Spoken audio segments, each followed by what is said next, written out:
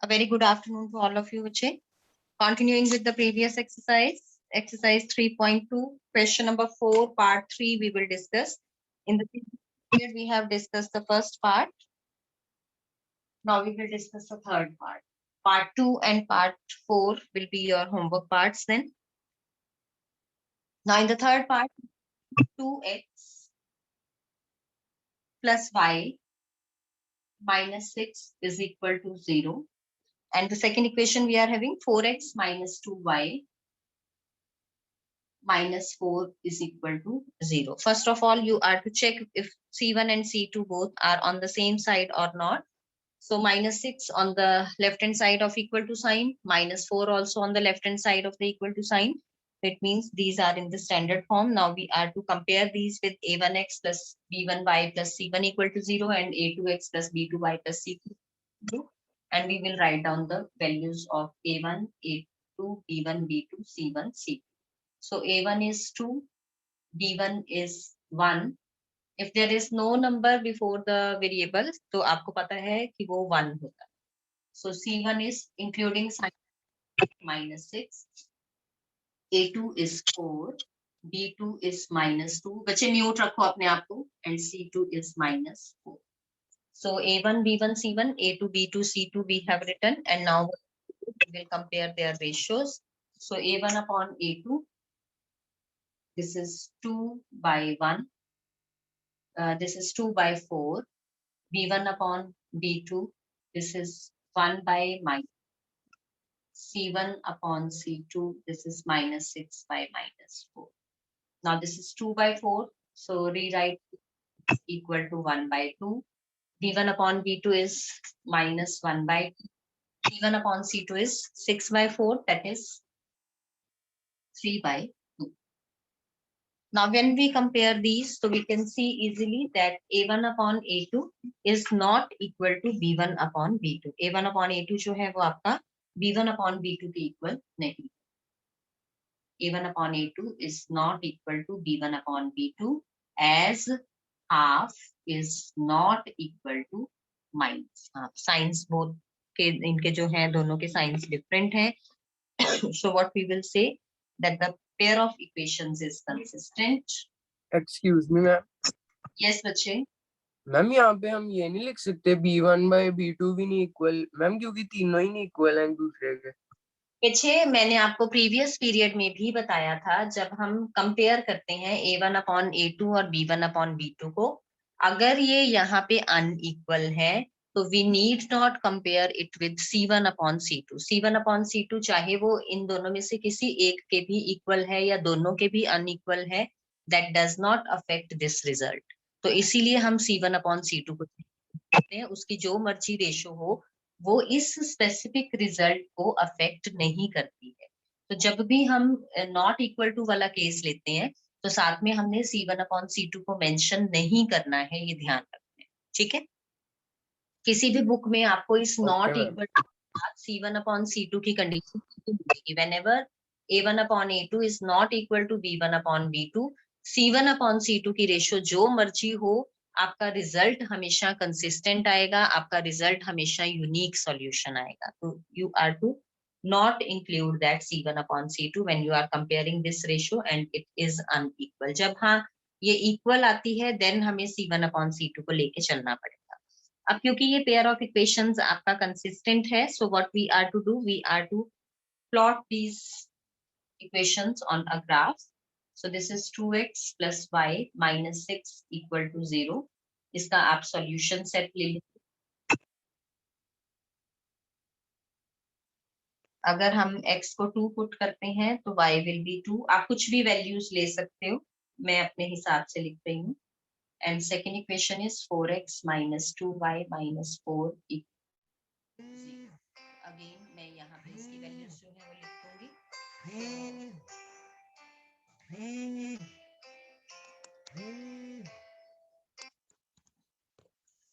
This will be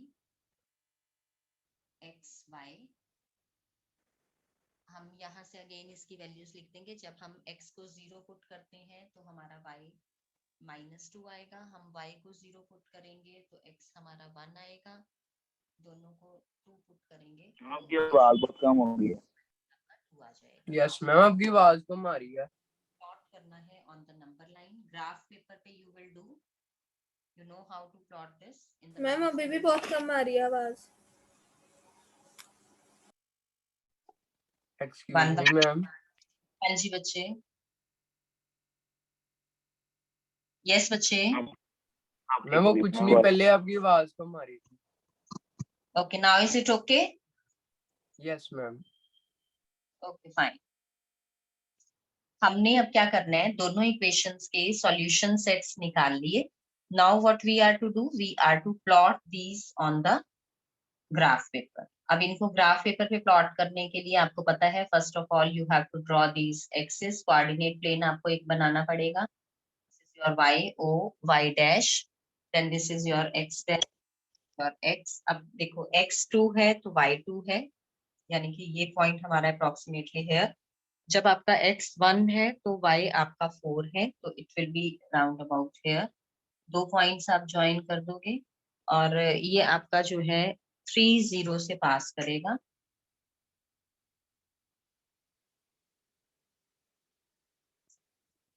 (2) this point is 1, और इस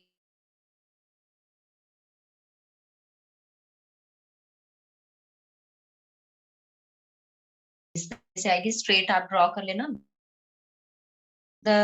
these at the, तो ये आपकी स्ट्रेट लाइन आएगी। यहाँ ये 3 0 से पास करेगी and from here it will pass through 0, 6। This is the equation 2x plus y minus 6 equal to 0. Now we will plot the second line. Second line के लिए when x is 0, y is -2. x 0, y -2 is your this point. Then when x is 1, y is 0 is this point. And जब आप इनको join कर दोगे, तो this straight line extend कर देना, तो this will again pass through 2, 2. So it means इनका जो intersection point आएगा आपका, that will be 2, 2. तो from the graph you can see that the solution is 2, 2. जहाँ पे दोनों line intersect कर रही हैं, that is the solution of these two equations, and these two lines are intersecting at 2, 2. Graph आप graph paper पे plot करोगे, you will see that these will be intersecting on 2, 2. So you will write down in the end solution is 2, 2. Solution of both the equations is 2, 2. So this is your question. If any here in this you can ask. सबसे पहले आपको जो -1,8 वाला point कहाँ पे लिया? बेटे -1,8 point आपका यहाँ आएगा ऑन दिस साइड। मैंने उसको शो नहीं किया, it will be on this side. Okay ma'am. x negative है और y आपका पॉजिटिव। ओके, सेम वे में ये आपका पॉइंट 1, 0 है। This is 0, -2, this is 2, 2. You can see from here also, यहाँ पे भी 2, 2 है, यहाँ पे भी 2, 2 है। तो हमें यहाँ से भी पता लग जाता है कि these will intersect at the point 2, 2. Means this line is also passing through 2, 2. This is also passing through 2, 2. So this is the unique solution. सबसे पहले आपने चेक करना है whether the system of equations is consistent or not. Consistent होगा then only the solution will exist. तो हमने दोनों को कंपेयर किया, a1 upon a2, b1 upon b2 को. These are not equal, so it means there will be a unique solution. Unique solution means system जो है वो आपका consistent है. After that हमने solution set निकाल लिया the same way जैसे आप 9th में करते थे, and after that you are to plot the graph. तो इस तरह का आपने जो है वो ग्राफ प्लॉट कर लेना है। अब सेम में कई बार क्वेश्चन इस तरीके से भी आ जाता है कि इस तरीके से आप ग्राफ प्लॉट कर लोगे दोनों इक्वेशंस का, देन आपका गिवन होगा कि आपको फाइंड आउट करना है area of the triangle formed by these two lines and the x axis. Find the area of the triangle formed by these two lines and x axis. अब यहाँ पे आपने ध्यान देना है लाइंस मेरी कौन कौन सी हैं, एक ये वाली और एक ये वाली, ये 2 लाइंस हैं मेरी। अब इन लाइंस के साथ जो मेरा ट्राइंगल बन रहा है विद एक्स एक्सिस, ये मेरी एक्स एक्सिस, ठीक है। एक्स एक्सिस का ये पार्ट, एक लाइन ये, एक लाइन ये। तो जो एक्स इन दोनों लाइंस और उसके साथ एक्स एक्सिस के साथ मेरा ट्राइंगल बन रहा है, that will be this portion. तो कई बार वो आ जाता है कि shade the triangular region with both of these lines and the x axis, तो आपने इसको शेड कर देना है। इन केस अगर आता है shade the triangular region formed by these two lines, ये वाली दो lines and the y axis, तो ये दो लाइंस ये हो गई और ये आपकी वाई एक्सिस हो गई, यानी कि ये एरिया आप क्या करोगे फिर शेड करोगे। बस ये ध्यान रखना है, एक्स एक्सिस के साथ कहा है तो दोनों लाइंस के साथ एक्स एक्सिस वाली लाइन लोगे, अगर वाई एक्सिस के साथ कहा है तो दोनों लाइंस के साथ वाई एक्सिस वाली लाइन लोगे। एक्सिस आपको पता है y axis, this one is the x axis, तो उसके अकॉर्डिंग आप लेके चलोगे। जी बच्चे, एनी डाउट? एरिया निकालना, तो एरिया कैसे निकालेंगे मैम? एरिया में अभी बता देती हूँ। ट्राइंगुलर रीजन की शेडिंग आई होप आपको समझ आ गई होगी। उसके बाद आपने क्या करना है, देखो यहाँ पे जो मेरी लाइन थी ये 1,0 से पास कर रही है, ये 3,0 से पास कर रही है, तो ये वाली जो मेरी लेंथ हो गई दिस इज 2 यूनिट। इन दोनों पॉइंट्स का गैप है, ये 2 यूनिट्स का है। देन हम ऐसे ही ये वाला परपेंडिकुलर डिस्टेंस निकाल लेंगे। ये आपका अगर मैं यहाँ से देखूं तो दिस इज 2 यूनिट्स अगेन, और मुझे फॉर्मूला पता है area of triangle is half into base into altitude, तो ये आपका कैंसिल आउट होके 2 स्क्वायर यूनिट जो है मेरा एरिया ऑफ दिस ट्राइंगल आ जाएगा। सेम वे में अगर ये वाले ट्राइंगल की बात होती है तो यहाँ पे अब देखो ये 0,6 था, ये 0,-2 था। बॉक्सेस काउंट कर लो, 1 2 3 4 5 6 7 8 बॉक्सेस इधर है, यानी कि मेरा बेस हो गया 8, हाफ इंटू बेस। अब एल्टीट्यूड चेक करना है तो ये डिस्टेंस चेक कर लो, यहाँ पे आपके 1 2 बॉक्सेस बन रहे हैं तो ये 2 आपने यहाँ मल्टीप्लाई कर दिया, ये कैंसिल होके इस वाले ट्राइंगल का एरिया आ गया 8 स्क्वायर यूनिट्स। तो डिपेंडिंग ऑन कि ट्राइंगल वाई एक्सिस के साथ है तो आपका एरिया 8 स्क्वायर यूनिट्स जरूर लिखना है, क्योंकि एरिया की यूनिट है ये। तो अगर आपका वाई एक्सिस के साथ ट्राइंगल है तो 8 स्क्वायर यूनिट्स, अगर एक्स एक्सिस के साथ है तो ये वाला ट्राइंगल आपने जो मैंने ब्लू कलर में शेड किया है ये वाला ट्राइंगल आपने लेके चलना है। इसका बेस में देखो 2 बॉक्सेस हैं और हाइट में भी आपके 2 बॉक्सेस हैं, तो हाफ इंटू 2 इंटू 2, ये कैंसिल आउट होके 2 square units will be your answer. तो डिपेंडिंग ऑन कि किस तरह से उन्होंने पूछा है, तो मतलब सेम क्वेश्चन से मैंने आपका ये क्वेश्चन कन्वर्ट कर दिया। तो जरूरी नहीं है कि जैसे बुक में क्वेश्चन गिवन है एज इट इज आएंगे, कोई भी इक्वेशन, पेयर ऑफ इक्वेशंस आपका किसी भी तरह के ग्राफ और ट्राइंगल्स के एरिया फाइंड आउट करने के लिए आप you have to understand the concept, cramming नहीं करनी है, concept clarity है अगर आपको, then you will be able to solve this. So this was your question number 4. If any doubt is there, you can ask. Otherwise, we are moving on to question number 5 now.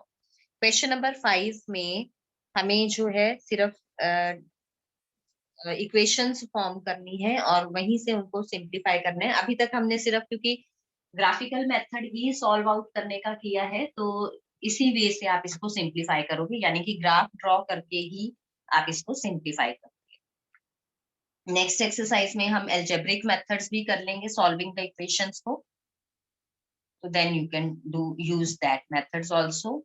अगर वो question में mentioned नहीं है कि you are to specifically use this method, अगर question में mentioned है कि solve the given pair of linear equation using the graphical method, तो आपको ग्राफिकल मेथड यानी कि ग्राफ प्लॉट करके ही उसको ड्रॉ करना है। अब क्वेश्चन नंबर 5 ध्यान से देखना, हमें गिवन है half the perimeter of a rectangular garden. This is your question number 5 of exercise 3.2।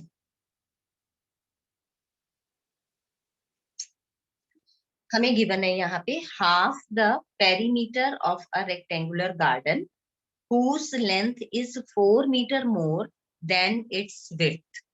कि मुझे एक रेक्टेंगुलर गार्डन गिवन है, तो मैंने ये फिगर बना दी रेक्टेंगुलर गार्डन की। इसके लिए मुझे वो क्या कह रहा है कि whose length is, जिसकी लेंथ जो है that is 4 meter more than its width। Length जो है वो width से 4 मीटर ज्यादा है, तो उसका जो पेरीमीटर का हाफ है that is equal to 36 meter, half of the perimeter of this rectangular garden, जिसको मैंने ABCD से रिप्रेजेंट किया है।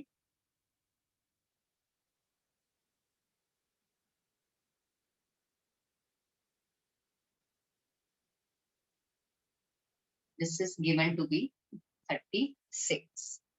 अब ये 36 है, आपको गिवन है, तो हमने क्या करना है, we are to find the dimensions of the garden. हमें जो गार्डन है उसकी डायमेंशंस निकालनी है। तो गार्डन की डायमेंशंस हम एज्यूम कर लेंगे। लेट ये हमें गिवन है, ये दो चीजें, तो यहां से मेन आपका सॉल्यूशन शुरू हो रहा है।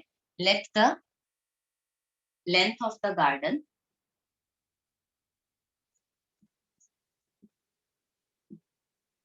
मैम ये पेरीमीटर हाफ दिया हुआ है। हाँ जी, हाफ ऑफ द पेरीमीटर। बच्चे स्टेटमेंट देखो, half the perimeter of a rectangular garden is 36। Okay ma'am. ठीक है।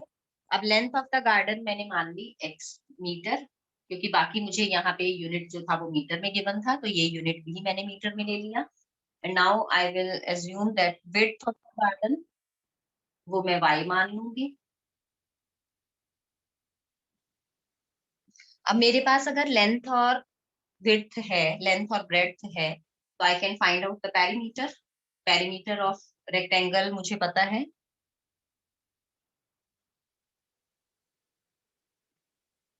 that is twice of length plus breadth.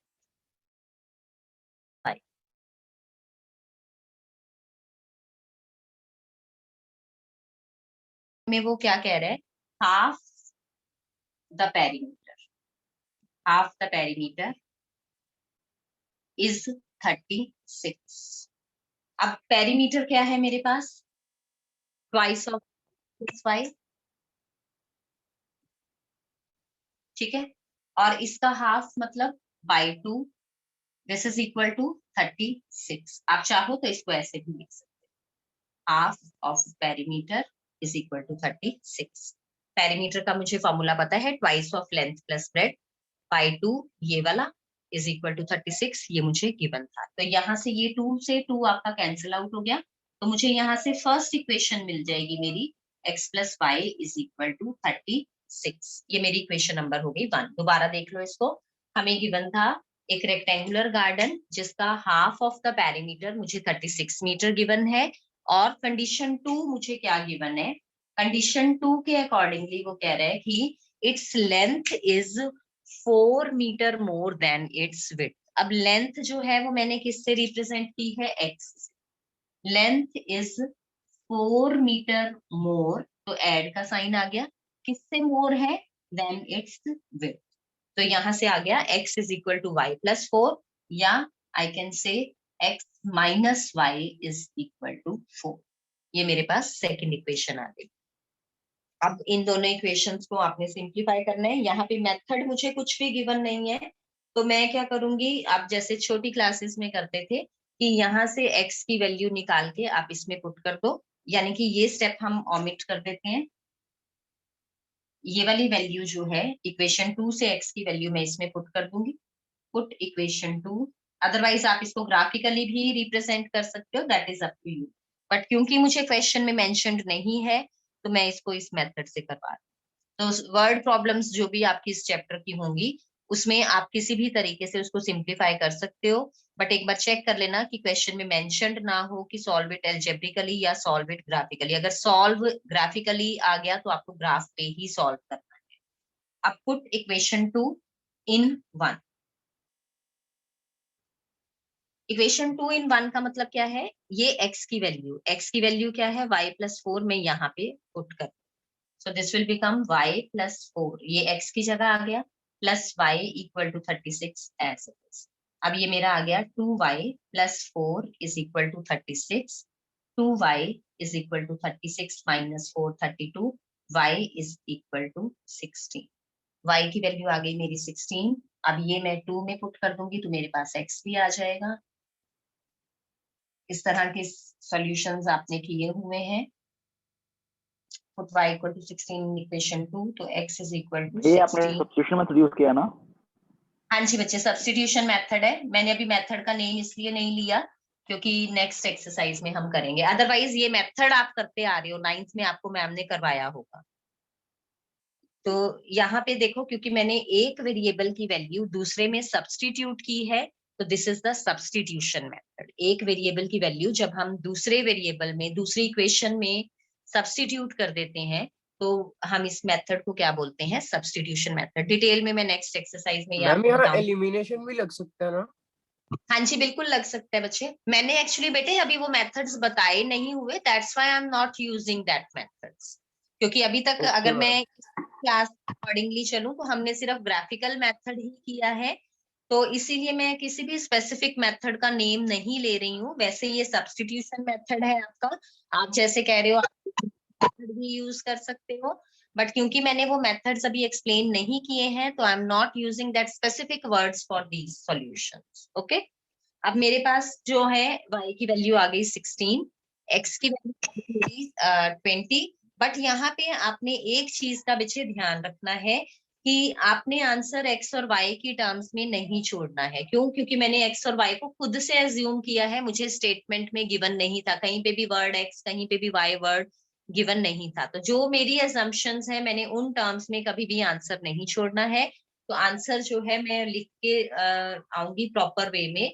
Length of the garden is 20 meter and width of the garden is 16 meter, क्योंकि उसने मुझे dimensions of the garden पूछा था, तो answer आपने अपना पूरा प्रॉपर वे में लिखना है। लेंथ ऑफ गार्डन हमने x एज्यूम की थी, तो दिस इज 20 मीटर, यूनिट जरूर लिखना है आगे आपने। एंड सेम वे में ब्रेड्थ ऑफ द गार्डन या width of the garden that is 16 meter. तो ये आपका पूरा प्रॉपर आंसर बनेगा। अगर आप x और y की टर्म्स में छोड़ देते हो तो your half mark can be deducted, depends on the examiner. So this was your question. Half the perimeter of a rectangular garden आपको 36 गिवन था, एक इक्वेशन हमें उससे मिल गई। सेकेंड इक्वेशन के लिए वो कह रहा था कि length of the garden is 4 meter more than it's width, तो मैंने लेंथ को x माना था, तो x is equal to 4 add किया विड्थ में, तो ये दोनों वैल्यूज आपकी इक्वल हो जाएंगी। आपके पास ये दो इक्वेशंस आ गई, इन दोनों को आप सॉल्व करोगे। ये वाली x की वैल्यू हमने यहाँ पे पुट कर दी, आपके पास y आ गया। मैंने यहाँ पे क्या किया, मैंने इस वाले इक्वेशन को x plus y equal to 36 को वन वेरिएबल की फॉर्म में लिख दिया, तो वेरिएबल x की वैल्यू मैंने सेकेंड इक्वेशन से यहाँ पे पुट कर दी। तो दिस इज योर y को दोबारा आप इसमें पुट कर दोगे तो you will get the value of x। So this was your question number 5। If any doubt unmute ma'am yourself आपने and perimeter of rectangular garden को double of x plus Y को लिखा है। बच्चे पेरीमीटर का क्या फॉर्मूला होता है? Ma'am yes, twice of length plus breadth. तो ओके ये बच्चे फॉर्मूला पेरीमीटर का ही लगाया है, twice of length plus breadth. ठीक है, ये 2 उसका ओके मैम। पेरीमीटर का फॉर्मूला है। अगर ऐसे कंफ्यूजन हो रही है ना तो मैं इसको आपको ऐसे लिख देती हूँ। ठीक है, ये देखो, अब आपको कंफ्यूजन नहीं होगी, यहाँ पे ये 2 और ये 2 कट गया, तो अब आपको क्लियर रहेगा कि ये हाफ एज इट इज।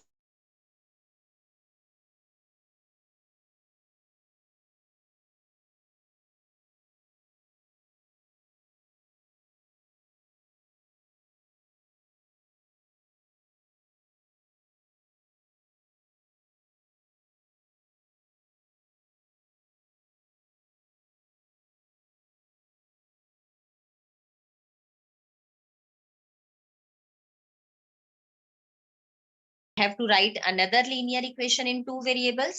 यहाँ पे 2 वेरिएबल्स में मुझे इक्वेशन लिखनी है, और किस हिसाब से लिखनी है, such that the geometrical representation of pair of equations so formed is. First part है इंटरसेक्टिंग लाइंस। अब देखो इंटरसेक्टिंग लाइंस में क्या कंडीशन होती है कि जब मैं उनके कोफिशिएंट्स को कंपेयर करती हूँ तो a1 upon a2 should not be equal to b1 upon b2। तो अब मैं यहाँ पे क्या करूंगी, लेट सेकंड इक्वेशन में कर लेती हूँ, ax plus by plus c is second equation. जो मुझे लिखनी है मैंने उसको a b c उसके कोफिशिएंट्स ले लिए। तो इट मींस अब मेरी ये कंडीशन क्या बनेगी, यहाँ पे मेरा अगर मैं इसको लिखूं तो a1 है 2, b1 है 3 और c1 है -8, विद साइन लेके चलने हैं आपने। और यहाँ पे a2 है मेरा a, b2 है b और c2 है c। अब for the intersecting lines condition क्या है, a1 upon a2 not equal to b1 upon b। a1 क्या है मेरा 2, a2 क्या है a, this should not be equal to b1 is 3 and b2 is this. यानी कि अब मुझे a और b की वैल्यूज ऐसी जो है वो चूज करनी है कि 2 अपॉन जो भी मैं नंबर चूज करूं that should not be equal to 3 upon b, जो भी मैं b की वैल्यू चूज करूंगी। तो यहाँ पे अब मैं डिफरेंट वैल्यूज कुछ भी ले लेती हूँ। सो मैं पुट कर देती हूँ a is equal to 3 and b is equal to 4। तो ये मेरी वैल्यू क्या बन जाएगी 2/3 नॉट इक्वल टू 3/4। ये दोनों वैल्यूज इक्वल नहीं है। तो इट मीन्स कि अब जो मेरी इक्वेशन बनेगी, सो रिक्वायर्ड लिख दूंगी मैं इसको क्योंकि मुझे ये इक्वेशन चाहिए। So required equation is, a को मैंने 3 पुट किया तो 3x प्लस b को मैंने 4 पुट किया तो 4y। c के लिए आप कोई भी वैल्यू ले सकते हो, मैंने सपोज 8 ले लिया इसको, तो equal to 0 ax plus by plus c equal to 0, क्योंकि c की वैल्यू इस रिजल्ट को अफेक्ट नहीं करेगी तो c की वैल्यू आप कुछ भी ले सकते हो। तो मेरी जो दो इक्वेशंस बनी वो क्या क्या बनी, 2x plus 3y minus 8 equal to 0, this was given to me and condition satisfy है क्योंकि मुझे इंटरसेक्टिंग लाइंस की चाहिए, तो मैंने कंडीशन ये वाली चेक करनी है। यहाँ पे अब a और b की जो वैल्यूज इस कंडीशन को सेटिस्फाई कर रही हैं, you can use that values. आप अपनी मर्जी से a और b की कुछ और वैल्यूज ले सकते हो।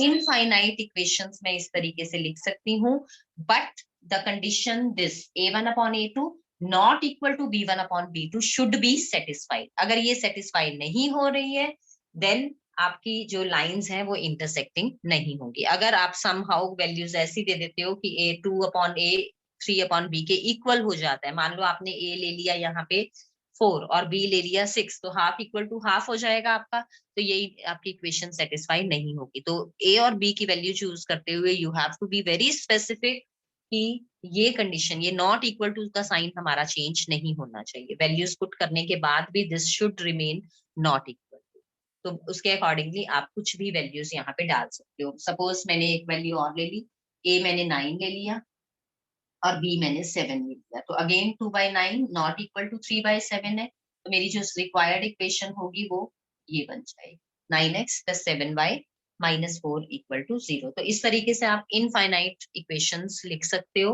which will satisfy this condition for the intersecting lines. So this was your first part. Second part में मुझे वो क्या कह रहा है, लिखने तो एक ही है ना बस। हाँ लिखनी है आपने एक है बच्चे, you are to write one only. Second part में वो मुझे कह रहा है parallel lines. Excuse me ma'am. हाँ जी बेटे। मैम जो आपने लिखी है required equation is 3x plus 4y plus 8, पर ऊपर -8 है। बच्चे यहाँ पे कोई बात नहीं, क्योंकि मैं आपको क्या कह रही हूँ, a1 upon a2 b1 upon b2 को we have to compare, c1 upon c2 की value will not affect the result. तो c1 अपॉन c2 में आप जो मर्जी वैल्यू यहाँ पे डाल दो, यहाँ चाहे +8 है, यहाँ आप चाहे -8 डालो, +8 डालो, +100 डालो, -100 डालो, that is up to you. जो मर्जी वैल्यू, c के लिए हमें खुली छूट है, हम जो मर्जी लिखते हैं यहाँ। Okay ma'am. अब नेक्स्ट जो है हमने लेके चलना है, कुछ बुक्स में sometimes you will be having that this is not equal to c1 upon c2, but वो हम मेंशन नहीं करते हैं। अब पैरेलल लाइन, हाँ जी उन्होंने Amrit, just repeat what you are asking. जो आपने दो इक्वेशंस में इसका ग्राफ नहीं बनाना, उन्होंने ज्योमेट्री दिखाया है। नीड नॉट, अगर उन्होंने कहा है देन ओनली, हाँ ग्राफ बनाओगे बेटे, you have to make the graph because you are to represent this geometrically also। तो इसके बाद आपने जो दो इक्वेशंस ली हैं इनका आप ग्राफ फॉर्म करके दिखा दोगे। तो इनका जब आप ग्राफ फॉर्म करके दिखाओगे तो that will be the intersecting lines. Graph you will form yourself, वो मैं नहीं करवा रही हूँ because you know how to make the graph. अब सेकंड पार्ट में करवा रही हूँ, यानी कि आपको तीनों पार्ट्स के लिए अलग अलग 3 ग्राफ्स बनाने पड़ेंगे। ये फर्स्ट इंटरसेक्टिंग लाइंस का हो जाएगा, सेकंड पैरेलल लाइंस मैं सिर्फ इक्वेशन फॉर्म करनी बताऊंगी, थर्ड वाले पार्ट में equation also you have to form yourself as well as graph also you will draw yourself. अब सेकंड पार्ट में है lines are parallel. Parallel lines के लिए क्या कंडीशन होती है, a1 upon a2 equal to b1 upon b2 equal to c1 upon c2। अब देखो a1 मेरे पास है 2, तो a1 upon a is equal to 2 upon a हो जाएगा, B1 upon B2, B1 is 3, B2 मैंने B लिया हुआ है, C1 इज -8 एंड C2 को मैंने C लिया हुआ है। अब ये तीनों जो है मेरे पास सेम होने चाहिए। तो डिपेंडिंग ऑन कि मैं जो A की वैल्यू पैरेलल के लिए यहाँ नॉट इक्वल टू है, this is not equal to, parallel lines है, कोइंसिडेंट नहीं है, so this should not be equal to, ये ध्यान रखना। For the parallel lines A1 upon A2 equal to B1 upon B2 not equal to C1 upon C2। तो 2/A equal to 3/B not equal to -8/C। अब ABC की again कोई भी values हो सकती हैं जो आपकी इस इक्वेशन को क्या करेंगी, सेटिस्फाई करेंगे। तो अब अगर मैं यहाँ पे A को पुट कर देती हूँ, सपोज 2 पुट कर देती हूँ, और B को सपोज 3 पुट कर देती हूँ, 2/2 इज इक्वल टू 3/3, दोनों का आंसर कट के 1 आ जाए। This is not equal to, यहाँ पे मैं C की वैल्यू -8 के अलावा कोई भी एक नंबर ले सकती हूँ, मैंने मान लो 4 ले लिया, तो 1 is equal to 1 not equal to -2, ये कंडीशन आपकी सेटिस्फाई हो रही है। सेम वे में अब यहाँ इक्वेशन क्या बन जाएगी, x plus y plus 4 is equal to 0, ये मेरी इक्वेशन बन जाएगी। x plus Y 2x, A को मैंने 2 पुट किया, B को मैंने 3 पुट किया, तो 2x प्लस 3y, C को मैंने 4 पुट किया, तो 2x plus 3y plus 4 is equal to 0। अब सेम वे में हमने यहाँ पे क्या करना है, एक और एग्जांपल मैं आपको दे के बता देती हूँ। यहाँ पे 2 अपॉन A, तो मैंने मान लो इसको 6 पुट कर दिया।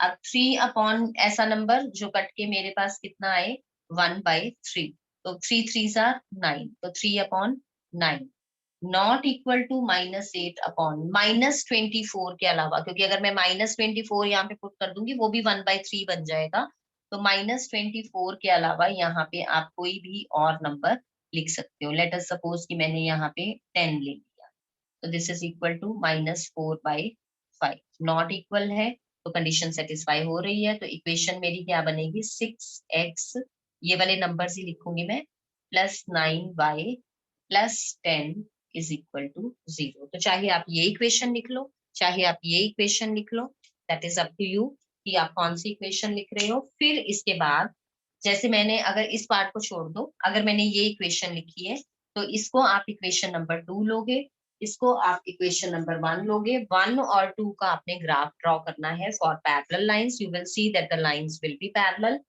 1 और इस वाली इक्वेशन का स्टार का आपने ग्राफ ड्रॉ करना है, and you will see that these lines will be intersecting. Same way में आप जो है कोइंसिडेंट लाइंस का खुद से करोगे, वहां पे आपकी कंडीशन इक्वल टू C1/C2 आ जाएगा, तो तीनों आपके जो रेशियोज हैं वो इक्वल होने चाहिए। तो आपका जो ग्राफ जब आप ड्रॉ करोगे, that will be the graph of the coincident lines. Question number 7 हम फिनिश करेंगे आज। इन केस अगर 1 o'clock हो भी जाता है तो 2-3 minutes more it will take, क्योंकि इस टाइप का क्वेश्चन मैं ऑलरेडी डिस्कस कर चुकी हूँ। तो आपको क्वेश्चन नंबर 7 में गिवन है, draw the graphs of the equation, 2 equations given है, determine the coordinates of the vertices of the triangle formed by these lines and the x-axis and shade the triangular region। तो आपने जो 2 equations given है उनका graph draw करना है। उनके graph के बाद, ड्रॉ करने के बाद आपको ट्राइंगल फॉर्म करना है बाय दैट 2 लाइंस जो हमें गिवन है, एंड द एक्स एक्सिस, यहाँ ध्यान रखना, एंड द एक्स एक्सिस उसने हमें कहा है। तो first of all we are to plot the graph. First equation मुझे गिवन है x minus y plus 1 is equal to 0। So इसके सॉल्यूशन सेट्स हम निकाल लेंगे यहाँ पे, x मैम एंड 6 y। का थर्ड होमवर्क है। हाँ जी बच्चे, 6 का थर्ड पार्ट होमवर्क है। x 0 है तो आपका y जो है वो 1 आ जाएगा। अगर आप y को 0 पुट करते हो तो x आपका -1 आ जाएगा। अगर हम x को 1 पुट करते हैं यहाँ पे, तो आपका y जो है वो 2 आ जाएगा। सेकेंड इक्वेशन मुझे गिवन है 3x plus 12 is equal to 0। तो इसका भी हम सॉल्यूशन सेट निकाल लेंगे। जब हम x को y को 0 पुट करते हैं तो x हमारे पास 4 आ जाएगा, x को 0 पुट करोगे तो y आपके पास 6 आ जाएगा। एक और कोई भी आप वैल्यू ले लेना, मैंने यहाँ पे ले ली 2 and 3। जब मैंने x को 2 पुट किया यहाँ पे तो ये -6 हो जाएगा, -6 उधर जाके +6, तो 2y इज इक्वल टू 6, यानी कि y इक्वल टू 3। तो solution set you know how to simplify, ये आप कर लोगे। After this what we are to do, we are to plot the graph. तो ग्राफ प्लॉट करना है तो आप सबसे पहले एक्सिस ड्रॉ करोगे, देन एक्सिस पे मार्क्स ले लोगे, इक्वल डिस्टेंसेस पे डिस्टेंसेस जो है ये पॉइंट्स प्लॉट करोगे। 1 उसका बॉक्स का ले लेना आप, जो है मैक्सिमम वैल्यू मेरी x की 4 गई है और मिनिमम -1 गई है, तो मैंने सिर्फ इतनी प्लॉटेशंस कर ली। यहाँ पे y की वैल्यू मैक्सिमम 6 जा रही है।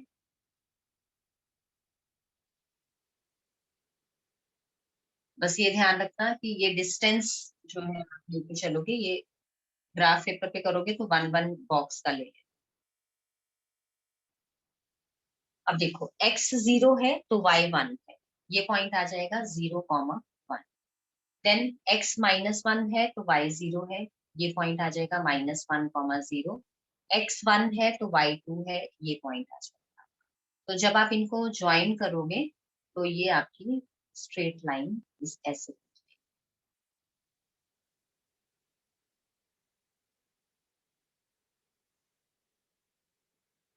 अब ये लाइन यहाँ पे मेंशन कर देंगे।